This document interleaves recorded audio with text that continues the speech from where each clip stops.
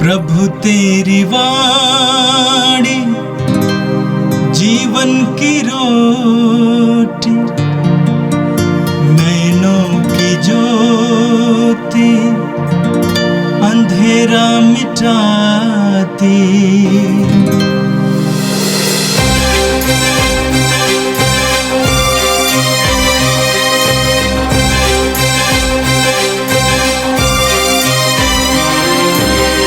प्रभु तेरी वाणी जीवन की रोटी, नैनों की ज्योति अंधेरा मिटाती।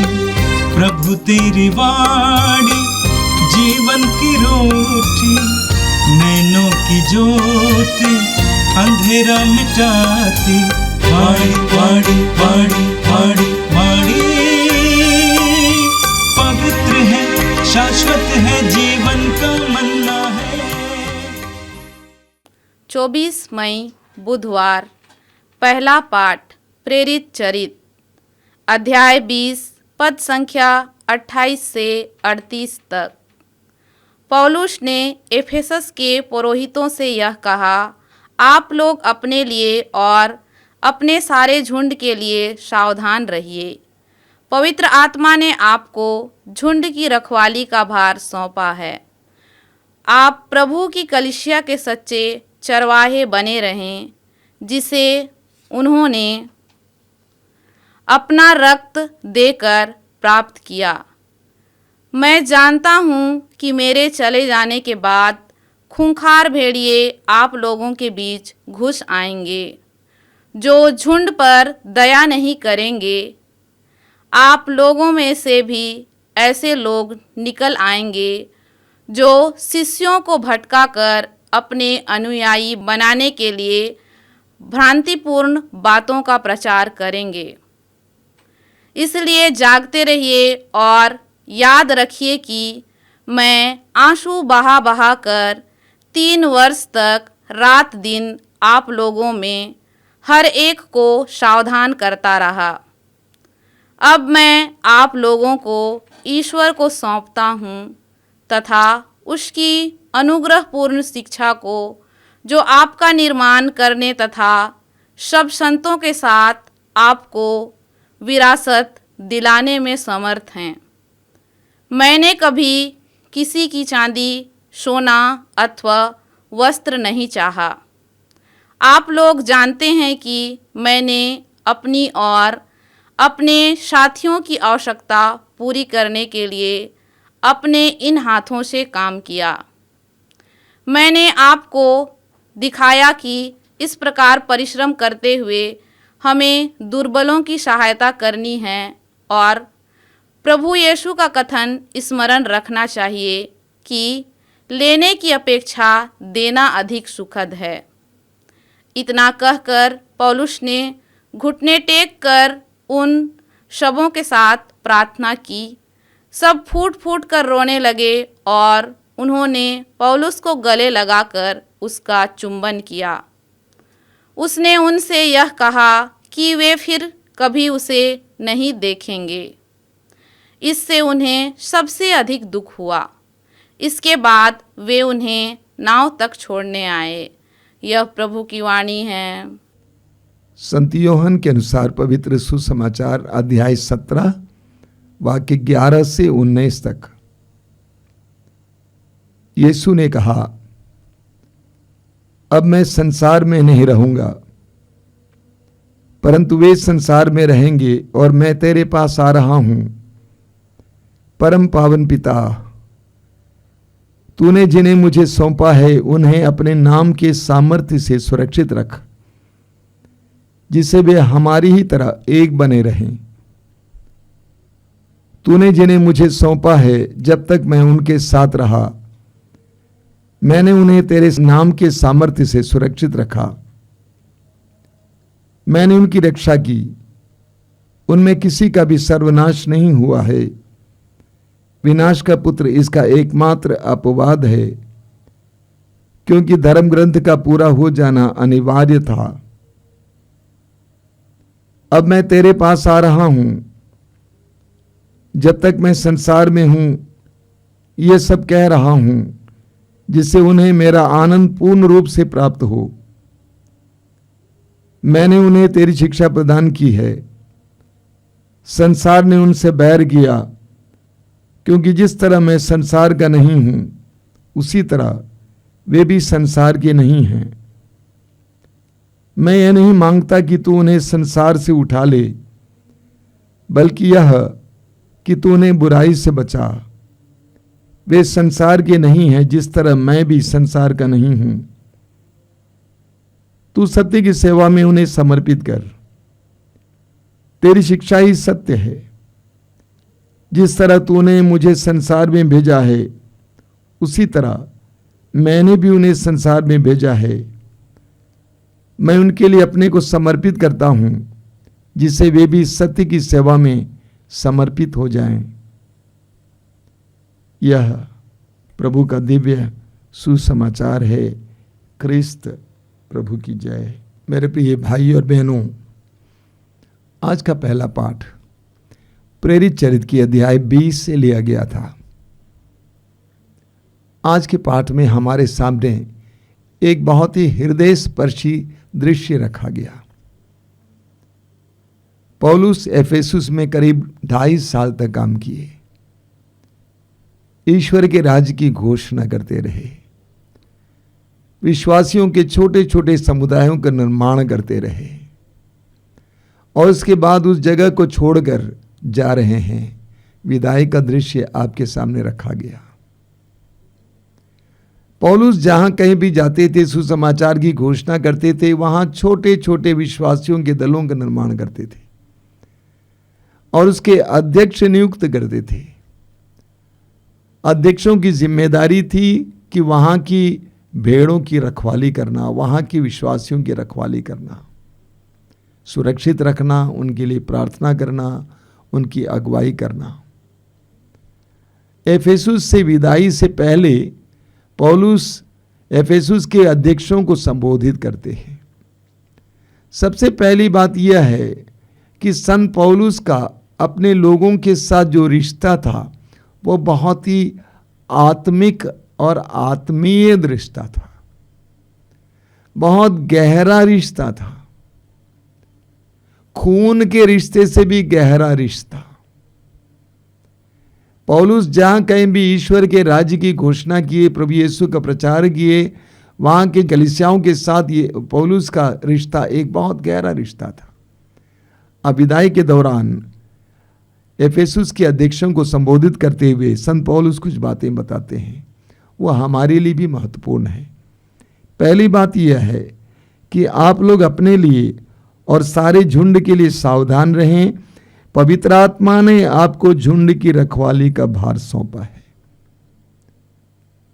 पौलुस अध्यक्षों को याद दिलाते हैं कि जो आपके अधीन हैं, वे पवित्र आत्मा के द्वारा आपको दिए गए हैं। रोमियों के पत्र के अध्याय 13 में संत पौलुस कहते हैं कि सारा अधिकार ईश्वर से आता है। सारा अधिकार ईश्वर से आता है कि आप परिवार के मालिक मालकिन हैं, समुदाय के अधिकारी हैं, पली पुरोहित हैं, धर्माचार्य हैं। ये अधिकार आपको ईश्वर से प्राप्त हुआ है। पवित्र आत्मा ने अधिकार दिया है। इस सत्य को हमें हमेशा याद करना चाहिए। पौलुस कहते हैं कि पवित्र आत्मा ने आपको झुंड की रखवाली का भार सौंपा है। इसीलिए पौलुस आगे कहते हैं, आप प्रभु की कलीसिया के सच्चे चरवाहे बने रहें। यीशु की तरह कलीसिया के सच्चे चरवाहे बने रहें, आगे आगे चलने वाले, जीवन और शब्दों के द्वारा दूसरों के लिए उदाहरण बनने वाले, लोगों को पीछे खड़ा करके मुसीबतों को सामना करने के लिए तैयार होने वाले, यीशु की तरह सच्चे चरवाहे बने रहें। आगे पौलुस कहते हैं कि मैं जानता हूं कि मेरे चले जाने के बाद खूंखार भेड़िए आप लोगों के बीच घुस आएंगे, जो झुंड पर दया नहीं करेंगे। आप लोगों में भी ऐसे लोग निकल आएंगे जो शिष्यों को भटकाकर अपने अनुयायी बनाने के लिए भ्रांतिपूर्ण बातों का प्रचार करेंगे। इसलिए जागते रहें और याद रखें कि मैं आंसू बहा बहा कर 3 वर्षों तक दिन रात आप लोगों में हर एक को सावधान करता रहा। हर अध्यक्ष से पौलुस कहते हैं कि आप जागते हुए प्रार्थना करते रहें अपने लोगों के लिए, ताकि वे भ्रांतिपूर्ण शिक्षाओं के पीछे ना जाएं, ताकि वे भटक ना जाएं। यह अध्यक्षों की जिम्मेदारी है। पौलुस कहते हैं अब मैं आप लोगों को ईश्वर को सौंपता हूं। मैं आप सभी को ईश्वर को सौंपता हूं, क्योंकि ईश्वर ने आपके ऊपर ये जिम्मेदारी रखी है। पौलुस अपना एक सुंदर उदाहरण उनके सामने छोड़ के चले जाते हैं। पौलुस कहते हैं आप लोग जानते हैं कि मैंने अपनी और अपने साथियों की आवश्यकताएं पूरी करने के लिए अपने इन हाथों से काम किया। मैंने आपको दिखाया कि इस प्रकार परिश्रम करते हुए हमें दुर्बलों की सहायता करनी और प्रभु ईसा का कथन स्मरण रखना चाहिए कि लेने की अपेक्षा देना अधिक सुखद है। पौलुस अपना उदाहरण देते हुए अध्यक्षों से कहते हैं दूसरों पर निर्भर नहीं रहना, दूसरों के लिए भार बना नहीं रहना, बल्कि परिश्रम करना। अपनी आवश्यकताओं की पूर्ति के लिए, अपनी कलीसिया की पूर्ति के लिए परिश्रम करना जरूरी है। अंत में हम पढ़ते हैं एक बहुत ही हृदय स्पर्शी बात। इतना कहकर पौलुस ने उन सब के साथ घुटने टेकर प्रार्थना की। सब फूट फूट कर रोते हुए और पौलुस को गला लगाकर चुंबन करते थे। सभी लोग घुटना टेकते हैं और प्रार्थना करते हैं। विदाई से पहले सभी लोग घुटना टेकते हैं और प्रार्थना करते हैं, प्रभु का सानिध्य महसूस करते हैं। कितना हृदय स्पर्शी दृश्य है। पौलुस इस तरह विदा लेते हैं। मेरे प्रिय भाई और बहनों, हमारे हर रिश्ते के बीच में प्रभु होना चाहिए। पति पत्नी के रिश्ते के बीच,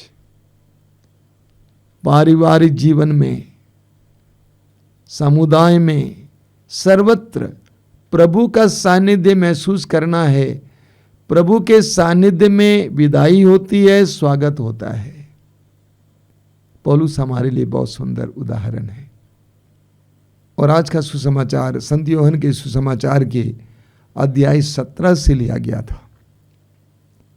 पूरे अध्याय में हमें उस महापुरोहित प्रभु यीशु की मध्यस्थ प्रार्थना के बारे में पढ़ने को मिलता है। पूरे अध्याय में प्रभु यीशु प्रार्थना में लीन है।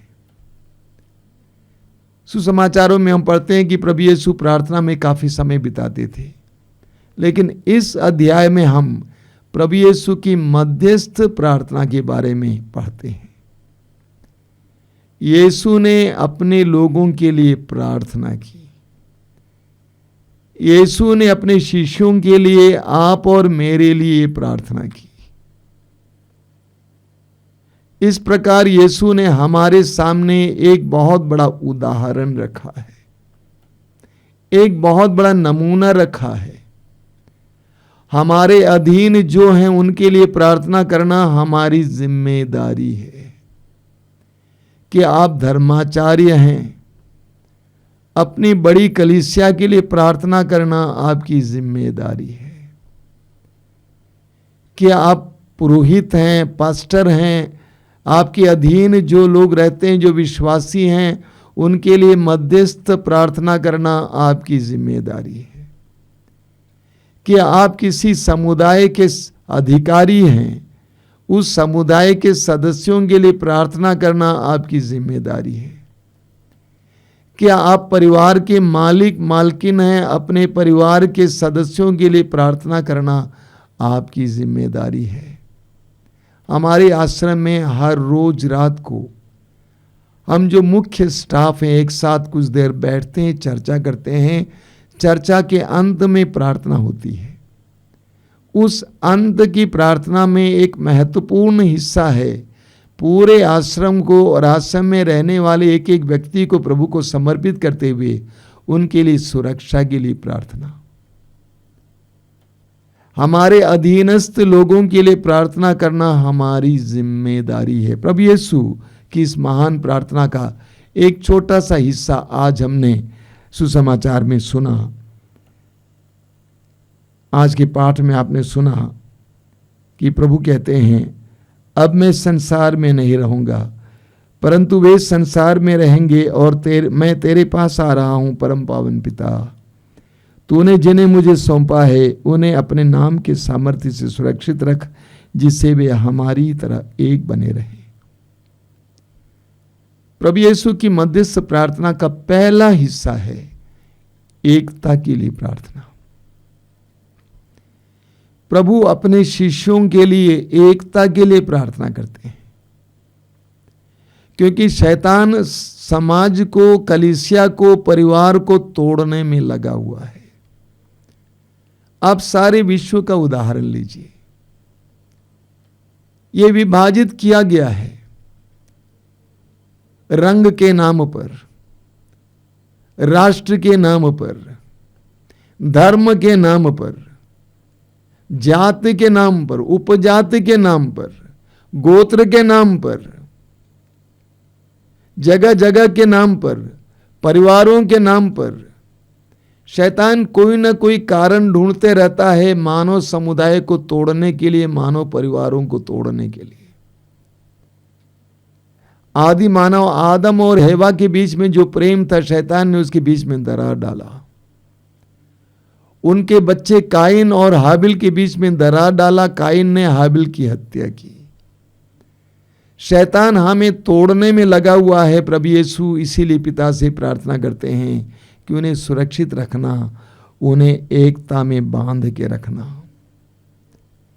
दूसरी बात जिसके लिए प्रभु प्रार्थना करते हैं वो यह है, प्रभु कहते हैं कि जिस तरह मैं भी इस संसार का नहीं हूं, उसी तरह मेरे शिष्यों को भी इस संसार में बचा के रखना। वे इस संसार में हैं लेकिन इस संसार के ना बने, बुराई से उनको बचा के रखना। ये संसार बुराई में लिप्त है, संसार में सर्वत्र बुराई का बोलबाला है। ऐसे में हर मनुष्य का बुराई से बचा रहना कितना कठिन कार्य है। प्रभु यीशु अपने शिष्यों के लिए प्रार्थना करते हैं, पिता वे इस संसार में हैं लेकिन उनको संसार के न रहने दें, बने रहने दें। हम संसार में हैं लेकिन हमें संसार के नहीं होना चाहिए। संसार के होने का मतलब क्या है? संसार की जीवन शैली, संसार का दर्शन, संसार की बातें। प्रभु ने हमारे लिए प्रार्थना की है, पिता ये वे संसार में हैं लेकिन वे संसार के ना बने, उन्हें बुराई से बचा। आगे प्रभु कहते हैं कि पिता उन्हें तू सत्य की सेवा में समर्पित कर और तेरा वचन ही सत्य है। प्रभु यीशु ने हमारे लिए प्रार्थना की कि हम सत्य की सेवा में समर्पित हो जाएं। अंग्रेजी में इसका अनुवाद कुछ अलग है, वहां पे लिखा हुआ है sanctify them in truth and your word is the truth. यानी तेरे सत्य में उन्हें शुद्ध कर, पवित्र कर और तेरा वचन ही सत्य है। दो बातें उभर आती हैं। पहली बात, तेरे पवित्र वचन के द्वारा उन्हें शुद्ध और पवित्र कर। दूसरी बात, तेरे वचन की सेवा में उन्हें समर्पित कर। आगे प्रभु अपना उदाहरण देते हुए कहते हैं, पिता जिस तरह मैंने उनके लिए अपने आप को अर्पित किया उसी तरह उन्हें भी पूरी तरह से तेरे वचन की सेवा में समर्पित होने की कृपा देना। आज प्रभु यीशु प्रार्थना करते हैं कि अधिक से अधिक लोग वचन की सेवा में लग जाएं, अधिक से अधिक लोगों की जिंदगियां वचन के द्वारा पवित्र बन जाएं। आइए हम प्रार्थना करें। दयालु प्रभु धन्यवाद देते हैं आज के सुंदर वचनों के लिए। तूने हमें सिखाया है कि हमारे ऊपर जो जिम्मेदारी रखी गई है वो तेरे द्वारा दी गई है।